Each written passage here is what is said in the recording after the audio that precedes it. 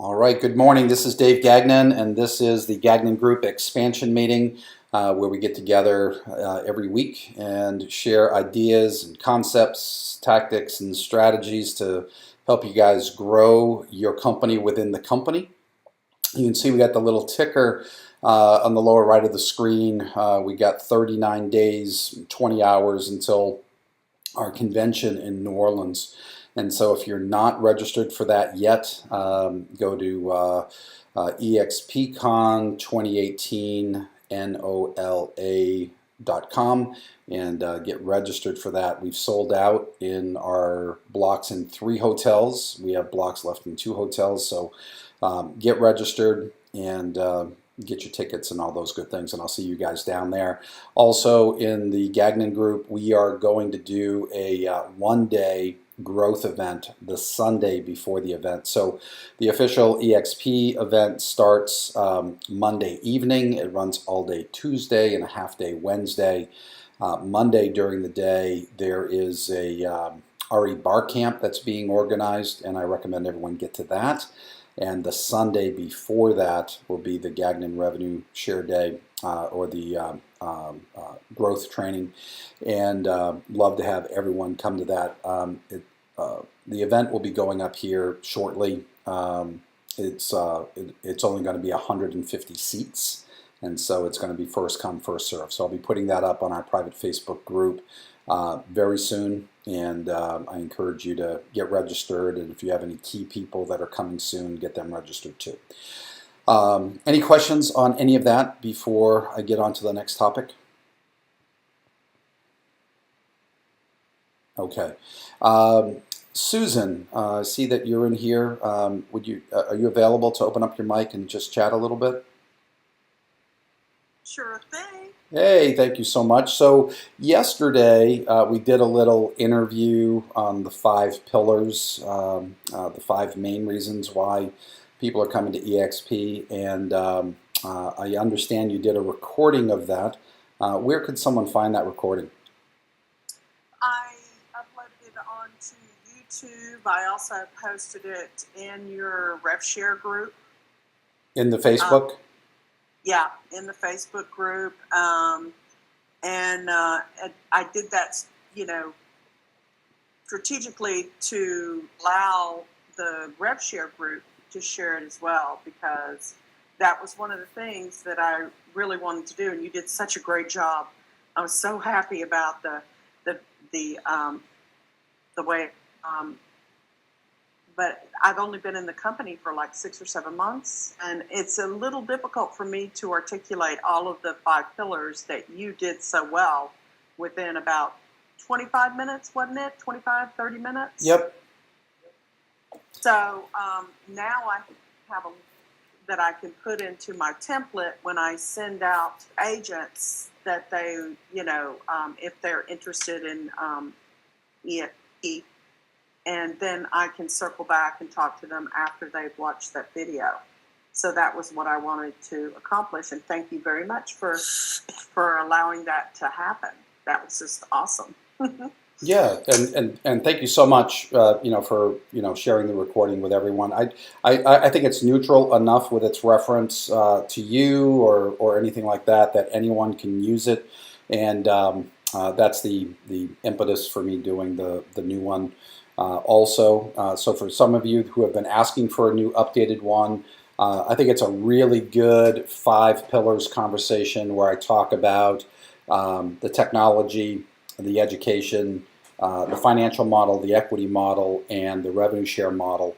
And it's not a EXP explained type presentation. I don't get into all of the fees and all that stuff. I really tried to keep it more timeless, where it could be used ad infinitum, because I didn't get into how many shares specifically or joining fee or monthly fee or anything like that. So really wanted to get that out, and I knew that Susan and I had that booked. So please, everyone, feel free to use that as your 5 pillars conversation, or listen to it enough times that you can master the same conversation.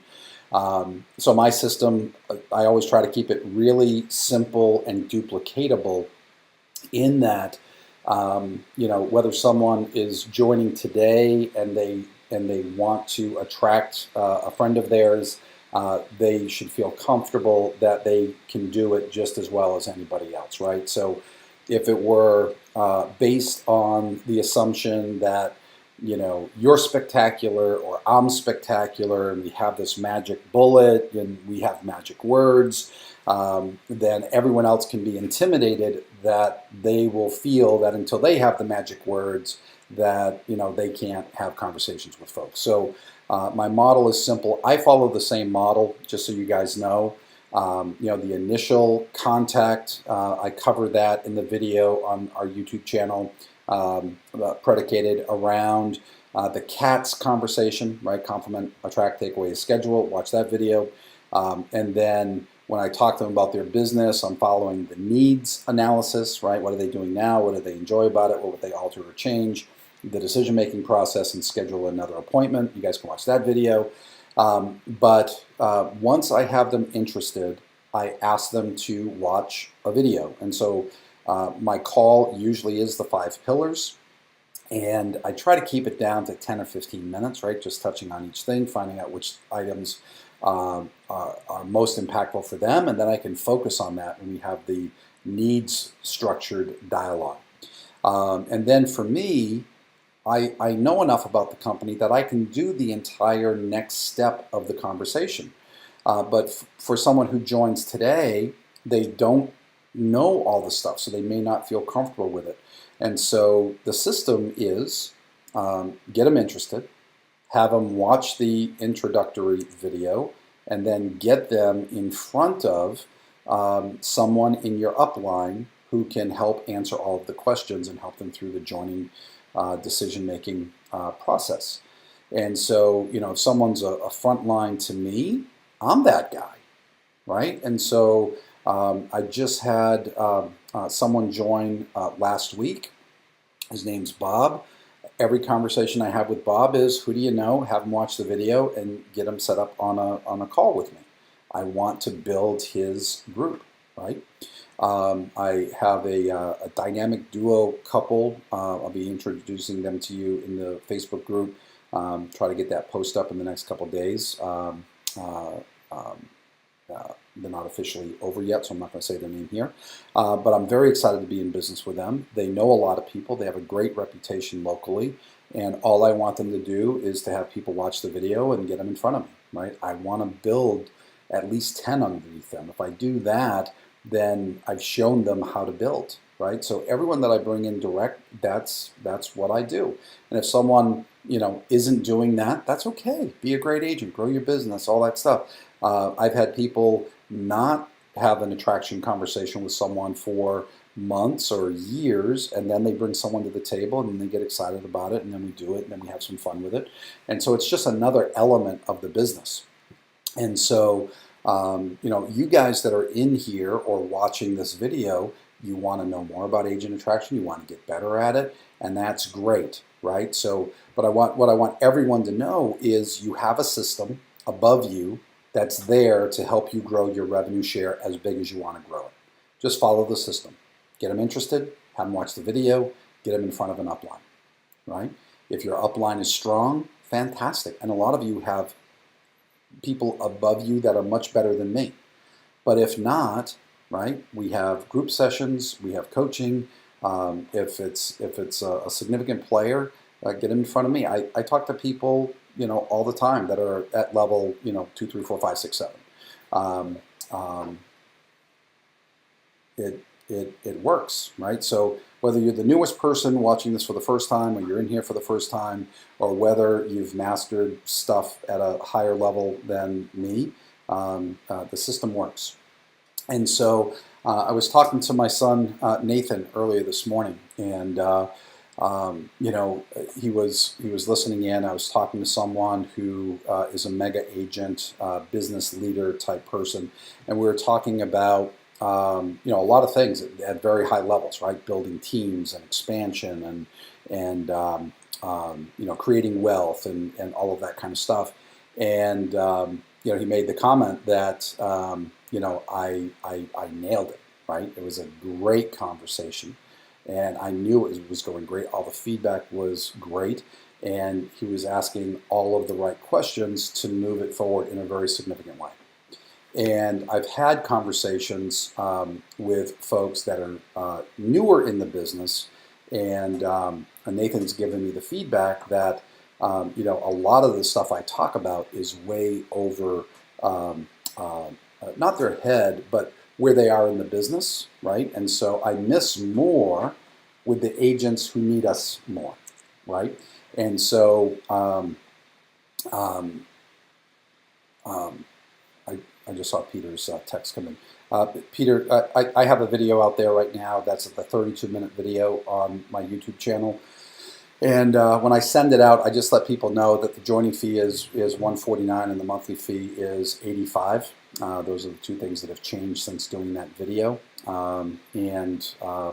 I've committed to do a new one, but I haven't done it yet. So that's the one that I'm still sending out. But the 5 pillars that I just did with Susan is in our Facebook private group, and that's available for you to send out too. So, and I'll keep making them for you guys. But so for Nathan, he has a greater ability to relate to agents who are newer in the business, right? Because if you think about it, the things that matter most are the things that you're in every day, right? So if you're talking to an agent and they don't have enough leads, the most important thing is to show them how to get more leads.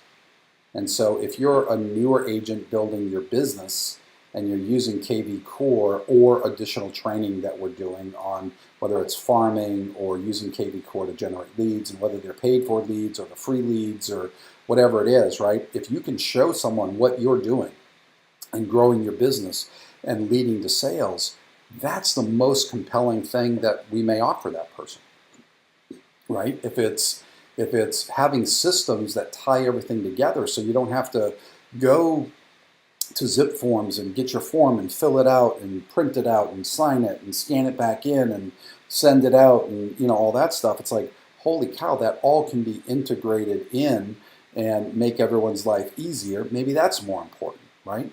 And so you liken it to maybe a basketball team, right, where you have a player who's a superstar and they're hitting every three-pointer that you kick out to them, right? Bang, bang, it's raining 3 points. And then, fans love that, right? And so everyone wants to be the three-point shooter, right? And you get the ball and you throw it up and it's an air ball. It's a brick. It clanks off the backboard, right? Whatever. And you're like, man, I can't play. It's like, well, maybe you're not a good three-point shooter because no one's shown you how to shoot threes, and maybe you haven't practiced for 10,000 hours, so you don't have the expertise on that, or maybe you have some kind of other limitation. But then there's that person on the basketball team who's doing the windmill dunk and slamming over defenders, and and the fans get all excited about that because it's a strong finishing play. There's a lot of drama in it. They're replaying it in slow motion, and so everyone wants to be the person who slam dunks, right? But maybe you're not tall enough to be. I'm not. I get a total of 2 feet elevation when I jump my full height. I'm not slam dunking anything, right? But maybe you're the best assist person on the team, right? You're the person who can call the plays. You're the person who's executing the pass to set up this person or that person. So you start to think about it like that. And, if you have someone in your upline who can be that slam dunk artist or that three-point shooter or, something else that, is scoring the points, you just got to get the ball in your hand and make a good pass off, right? Just get it into their possession, get it set up, and the team scores, right? So it's your team, and your upline, your sponsor wants everyone to win, right? And so you just got to know where to get the help. And so it's pretty cool. We have someone from the company does an EXP Explain presentation here in the cloud office every week. And when I was the director of growth, I did that every Wednesday in this time slot. And so, I just told everyone, you want to get them in front of me, get them into this session. I would do the EXP Explained, and I would, hang around afterwards and answer everyone's questions and all that. And so whether I was that three-point shooter or the slam dunker or whatever it was just get people in here. And so the company still does that. I think Sam Rodriguez is the one doing the presentations now. I know Brad Anderson does them on occasion. They're excellent, right? And so whether it's that, or you're getting them to a local event, or you're having them watch the 5 pillars, or you're having them watch a video where I do EXP Explain, that's just getting the information to them. That doesn't attract them to the company. That just educates them on what the options are, how the program works. What attracts them to the company, to me, is twofold. Number one, it's you. Right? Are you attractive? Do they want to be in business with you? What's your value proposition that you bring to the table? And how does the value proposition at EXP benefit them, their family, or their business? And so for me, that's conversational. And when I refer back to the needs analysis, right? How's it going now? My friend Gene Frederick calls that TMA. Right? Tell me about yourself. That's your opportunity to keep asking questions. Where are they in their business? Where are they in their financial security? Where is their business strengths? Where are their business weaknesses? Really getting into that might be a 15-minute conversation. It might be a 1-hour conversation. Maybe you get a cup of coffee with someone and maybe it's only a half hour, and the entire half hour, all you're doing is learning about them. You haven't even told them anything about the opportunity here, because until you know what their needs are, where their weaknesses are, where our strengths are, and how we can change their life, you shouldn't be going down that path. Because if it was as easy as a magical presentation and everyone joined, wouldn't everyone already be here? Right? The presentation is just the nuts and bolts of how things work, and maybe you saw it in a way where it clicked, but for most people, they need to understand how does that benefit them, and to really find the benefit, you need to find where they're lacking. And so when I talk with agents, I'll come back to your question, Howard. When I'm talking to agents, I'm really digging into, where are you today? And, it might be someone who's doing 5 deals a year, right? In some parts of the country, that might be deals that are, $150,000 deals. In other parts of the country, it might be an average sale price of $1.5 million. Or maybe someone's doing 30 deals or 60 deals. And I know we get excited. It's like, hey, this agent with 65 deals just came over. That's awesome. This agent joined and they do 20 million. And, if I'm an agent and I'm doing 5 deals a year, maybe I feel like I'm less significant, right? And it has nothing to do with that. The important thing is everyone has the same opportunity here, right? Whether to grow your business through more transactions, grow your wealth through equity position, or grow your passive income through revenue share, right? I always look at myself. I mean, I haven't done a sale since 1990,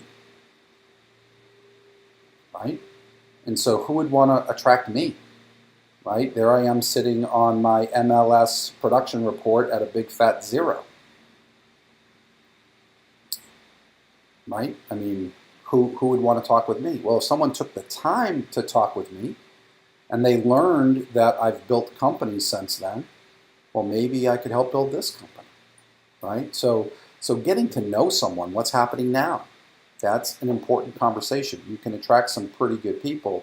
I think we're at 1,430 people or something today. And we're adding about 3-4 people on average every day in the group, right? And so that's pretty good for a guy who doesn't sell, right? So don't judge people. Maybe someone comes into the business and they haven't done a lot of transactions yet, but they're tomorrow's superstar, right? They just haven't learned transactions in lead gen yet. but they're the type of person that's going to succeed in anything they do. This is just their next endeavor. And so for me, I always want to get to know people, see where they are and what they need to get to where they want to be. And so I like to find out, where are you today? And then what's your goal, right? So if someone's doing, let's say, 10 deals a year and their goal is to do 15 deals a year, I then ask them, in a perfect world, what's your goal? People will give you a goal that's more conservative than what they really want. I ask, in a perfect world, what really is your goal? And that will get you closer to what they really desire. And so let's say someone's doing 10 deals. They tell me 15 is their goal. In a perfect world, they'd like to be doing 24 deals a year. Then I ask them what's holding them back.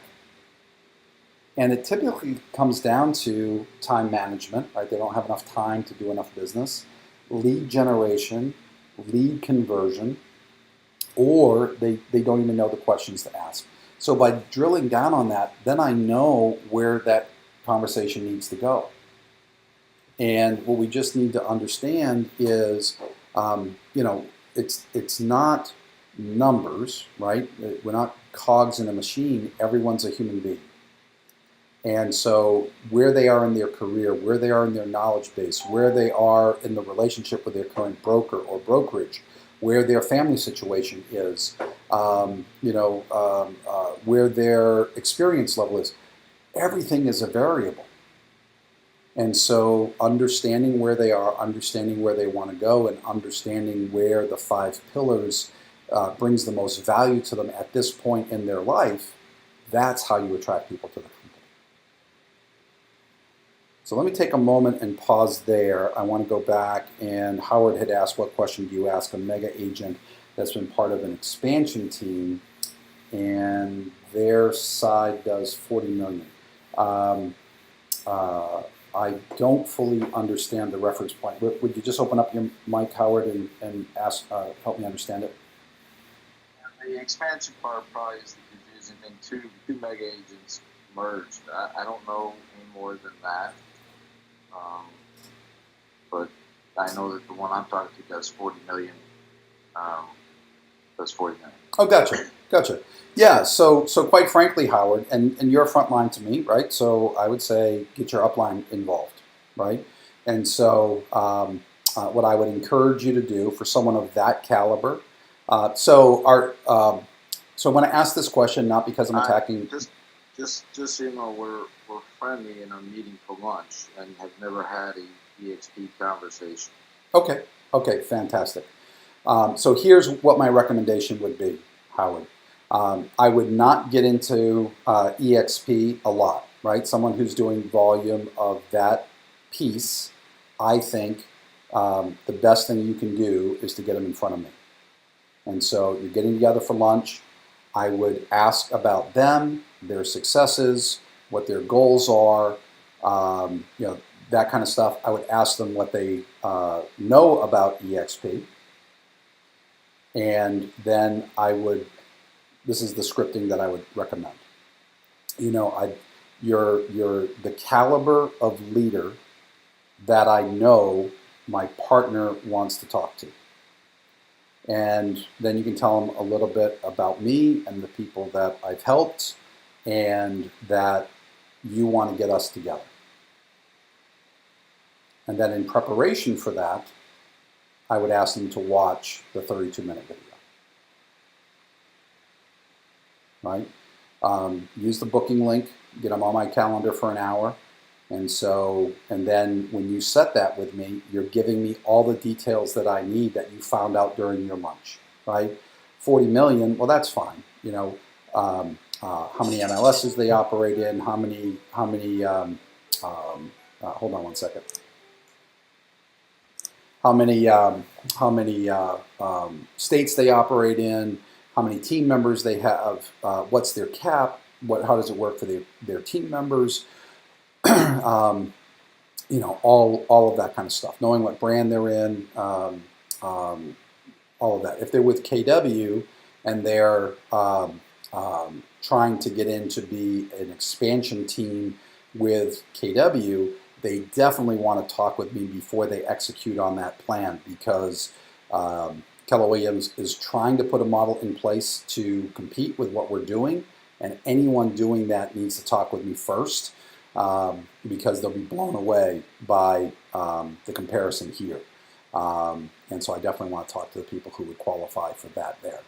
If they're not with KW, fantastic. But anyway, so I would use the launch to get to know them. Where are they? How does everything work? What are their goals? And then I would sell them on meeting your business partner and getting us together. You're close enough that we have a couple of good phone calls, and I'll hop on a plane and come down and meet with them. But yeah, that's how I'd recommend doing that. And so anyone in the organization, anywhere, I would do the same thing, and then get them in front of someone that can help you move it forward. Does that make sense, Howard?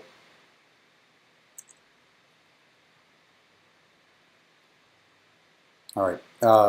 And Howard, it said that you dropped off, but I know it's recording on my end, so just go back into the video and listen to it there.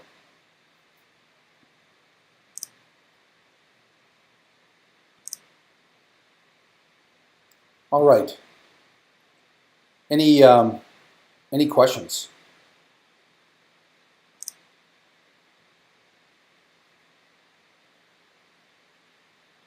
Hey, John. Hey Dave, how are you? Unbelievable, my friend. We kind of touched on this once about a month ago when we were having breakfast, and you wanted me to ask it in here, and I'm finally here in a moment. So, he who owns an indie brokerage, he has about 20 people under him. Directly under him, who manages the 20 agents, is an office manager who's a friend of mine. What is the best way to relay the value of the proposition ad to them? Because often all they see is, hey, I make 30-40% off of each agent. Why do I want to give that up? What's the best way to approach that? Yeah, that's a really good question, John. And thanks for coming in and asking it in here so we can get it captured and conveyed here. So here's the thing. They're operating under a model that's working to an extent, right? They got 20, 30 agents. They're making 20, 30%, and then they have some expenses, and that's netting some kind of money. And the owner's getting some, and the manager's getting some, and they're happy with how things are working. And so, that ties into, what I would follow is, again, the CATS scripting, right? Obviously, people are willing to follow you, and you have credibility. You're the kind of person that, we want to build with. I want to get you in front of Dave, right? So that would be the CATS piece. And then if you're doing it on your own, the needs piece is, well, how is it working now, right? And so if someone says, well, I got 20 agents and I'm making 30%, and, this is what I make after all of my expenses, and, it's working fine. Typically the questions that I would ask is, how long have you been in business? How long have you been doing this? And, people will tell me, 15, 20 years or more. And so after 15 or 20 years, you have 20 agents. How's that working out? What's your plan for the next 10 years? And then why don't you have more agents? What's the competition doing? Right? And so, the competition is, they got this model, they got that model, whatever, right? And so if you had a model that was more compelling, would you be bigger? And then I would ask, is it more important for you to make as much money as possible per agent? Or is it more valuable or appealing to you to make as much money as possible? Because those are two totally different things. And so, I would tell the story of Mitch Ryback, right? Mitch was running a brokerage with 2 locations in Florida. Had 55 agents when I was talking with him. He decided to make the move over, and 40 of those agents came over because it's not a great fit for everybody. Right? So 40 came over with him, And here we are a year and 2 or 3 months later, let's say a year and a half later, and I think the last number I heard, he's over 100 or 140 people, right? So now he has 330 people. Thank you, Howard. So he has no brokerage responsibility. He has no risk. All he focuses on is building, right? And he's growing at a rate, I think he said 30, 35 people a month. And he's got some spark plug leaders in his organization, right? So they're contributing to that. It's not all on him, right? He's got help. And so, we look at his forecasting. We all feel pretty confident that it's going to be, 1,000 agents within the next year, right? And so, we're doubling about every 7 months, most of the leaders in my group. And so if we take that 330 and we double it, 660, and another 6 months would be around 1,200. So I think realistically, just based on the law of averages, the law of large numbers, what we're doing here, he's going to be 1,000 by next year. And we all know how revenue share works and all of that. But not everyone's a capper, and people are running teams, so team members are half cap, and you might have someone who's licensed who doesn't sell because they're an admin on someone's team or whatever, right? And so if you just take the law of large numbers, at the end of last year, I ended up with 661 in my group, and in the last 5 months, I'm averaging 60,000, right? And so it's about $100 per month for every person you have in your group once there's been enough time for everyone to be in the system and closing deals. And so there's a little bit of a trailing factor to it, right? So if Mitch is at 1,000 by the end of next year, law of large numbers says it's going to be somewhere around $1 million the year after, right? And so I don't know too many people, John, that are running a small brokerage and making that kind of money with everything outsourced, right? Because if you think about it, whether you're talking about, Howard's group or Mitch's group or my group, right? Mitch is level 2 to me. You think about those groups, right? It's completely outsourced. We're paying someone through the split and the cap to run the brokerage. We're paying someone to take care of all the finances, all the bookkeeping, all the taxes, all the legal, all the MLS, everything, all the admin, right? And if someone is running a business, a brokerage, even if they're grossing $1 million, they're not netting $1 million. And if they're anywhere netting $1 million, it's not 100% outsourced, right? They're paying for other people to do it, right? So it's hard pressed to find someone who's been building a brokerage for a year and a half that is making that kind of money and has that kind of upside opportunity. And so I would always approach it from curiosity. Where are you now? How long did it take you to get to this point? Based on that trend, where are you going to be next year? Where are you going to be in 5 years? If I could show you something that is working at a much faster rate with more profitability, would you want to know about it? If the answer is yes, have them watch the video, get them in front of your upline, and let's get them in. If they decide, no, I'm not interested, I would just tell them, say, look, we're going to be talking to your agents, and if not me, someone else. Right? We're expanding like crazy. Your agents will hear the story. You might as well know what their options are, because right now you know what you offer. You probably know what the other major brokers in town offer. You should know what EXP is going to offer, because they're all going to hear about the 5 pillars. And so you should be thinking and strategizing on what you're going to do to keep your agents and what you're going to do to attract agents with that type of competition in the marketplace. And then you need to decide, do you want to work with that model or do you want to compete against it? Because those are the 2 options. Does that make sense, John? I like that closing statement right there. Do you want to work with that model, or do you want to compete against it? Right. No, truly answers the question, Dave. Thank you. All right. Well, fantastic, John. Thanks for coming in and asking it. So, I think tonality matters a lot. And I think tonality comes from your heart. So if you just think about the statement that I just gave you, John, I just want to touch on that because I've heard some people say things like that, more snarky, right? So if you think about it, right? If I said, well, do you want to be part of that model, or do you want to compete against it, right?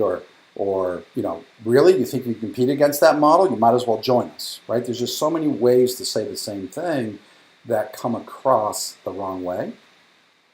And so I always try to come from a position of contribution and collaboration. And so if these are people who are good business people and they have a good reputation in the local marketplace and they're working hard to achieve financial success for themselves and their family, I want them to understand that this model is coming into the marketplace too, and it's going to affect them, right? It's going to affect them because they're going to compete against it, and so they really need to understand what it is. I don't want to blindside them, right? That's not fair. And whether it's me or someone else, their agents are going to know the 5 pillars. I would rather them be the ones to bring their agents over and preserve what they've built so far. And if they decide not to, that's okay. But it wouldn't be fair to them to expect their agents to ignore something that would be better for them and their families, right? And so what I love about the EXP system is we all have the same deal. We all have the same opportunity, and it's in alignment. When I talk with Howard and I tell him I'm going to help him build predicated on his ability to get good people to the table, and then his organization is growing and building because he has local credibility, because he puts himself out there, because he gets himself in the situation, and the people come on board, and then it keeps growing and growing and growing, right? There's a lot of value and power in that. And it was like over a 6-month period, we were talking to Mitch, and I worked hard on that. And building that success for Howard built success for me.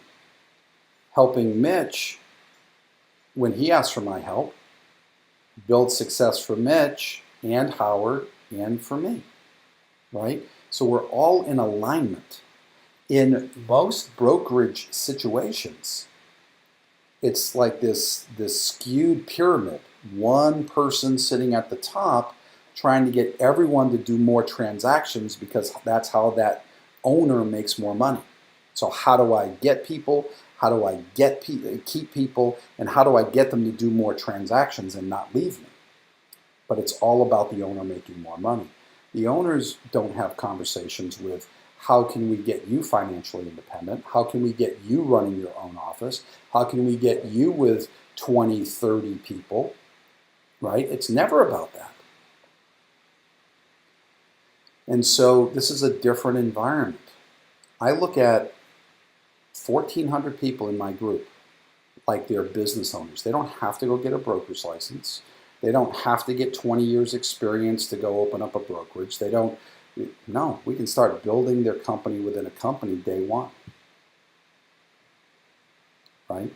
So it's a different mindset. It's true collaboration. And if I'm talking to a business owner, right, an independent, and if they're like, nope, I'm making all the money. Why would I give any of it away? It's like, all right, do you have any desire to make it better for your people?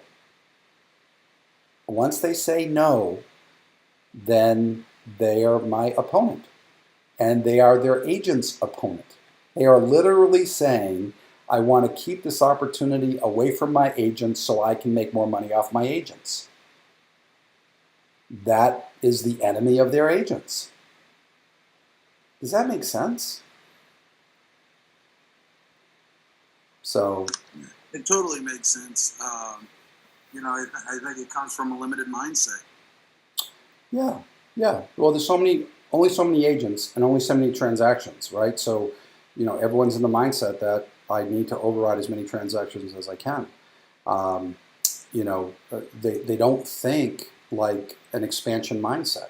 If you think about, the inventors of the Century 21 franchising system, they weren't worried about, what the deal is in the local marketplace. They wanted to sell systems and receive 6 or 8% of all the dollars that flowed through, right? And so, when you talk with people, I think it's important to ascertain, are they a leader mindset or are they a follower mindset? That has nothing to do with productivity, right? Maybe they haven't learned real estate yet. Maybe they haven't learned lead generation yet, or whatever it is, right? But as someone, has been a business owner, if they are an entrepreneurial mindset, if they have been, leading a household and, moving everything forward for the last 15 years, and they're getting into real estate, whatever it might be, if they're a leader mindset, they'll get this as long as they understand the model. When I was doing the interview with Susan Cook yesterday, she had brought up that I'd been talking to her for 3 years, right? So it took me 3 years of staying in touch with her and her telling me that she was very happy and would never leave her old model, to finally get to a point where we got together, we had dinner, we broke bread, and we really talked about the things that mattered most to her. And that's when she understood the model. So it took me 3 years of being ineffective, but just staying in touch. For me, my upline, 6 months, I said no, follow-up call, finally talked me into a sit down. 2.5 hours later, I joined, right? And so when you're talking with someone and they're not interested, the challenge really is, how do you stay in touch with them? How do you get them to open up enough to ask the questions that are truly most important to them? Because it's not about the 5 pillars, guys. The 5 pillars are the 5 things that attract people here. But it's the one thing that matters most to them, and you're not going to find that out in a quick phone call, in a quick meeting, or, them watching a video, because they're looking at it from the perspective of what's the information. It's not the information that's important, it's how does it get them to where they want to be. And that is conversational. That is digging down into it. And, sometimes someone gets it in one conversation, and sometimes, we need to follow up with folks, for 3 years. So, hopefully that makes sense. Hopefully you guys got value out of today's session. I appreciate you guys coming in. Thank you for everyone for asking the questions. And I'm going to try to get this up on YouTube later today. For all the folks in the organization, make sure they're added to the private Facebook group. Just go through, check the members. If you don't see them in there, make sure you friend them on Facebook. Then you can invite them in, and I approve them as fast as I can. And the one thing that I will say is, Allison, I'll come back to you in a second. The one thing that I will say is, let's make sure that anyone who's in your downline group has a Facebook profile, because a lot of people have done business pages in Facebook, and you can't invite a business page to join the private group, right? So they can just go into their business profile, make a personal page, and then they can be invited in. But let's try to get everyone in there so everyone gets the benefit of all the collaboration that goes in there on a weekly basis. All right, Allison, let me open it back up to you for a quick question. Thank you, Dave. So I'm talking to an agent whose husband is a builder and he flips properties and such, and she's currently with Coldwell Banker.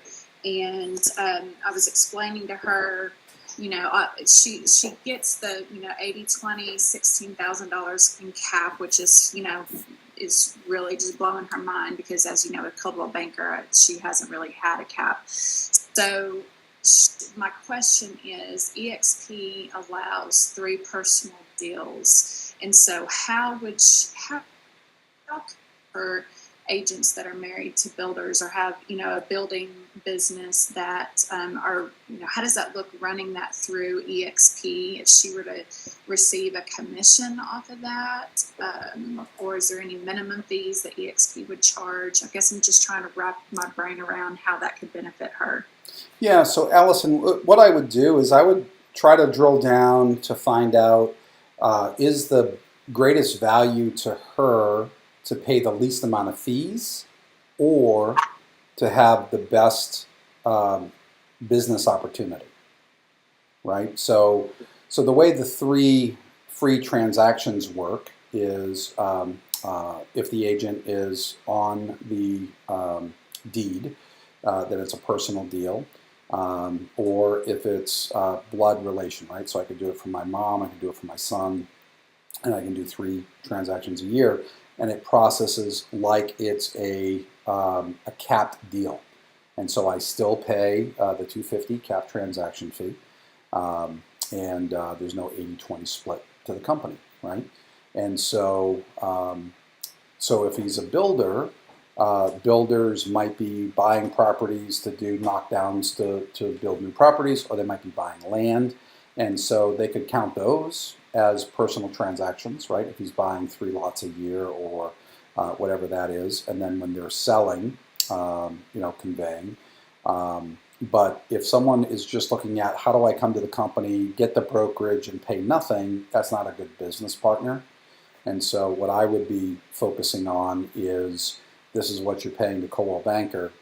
How much would you save there, right? Doing a free transaction here or there isn't, the one reason to come. If someone's coming to save, 1 commission and they're going to do 1 deal a year, that's not a business partner, right?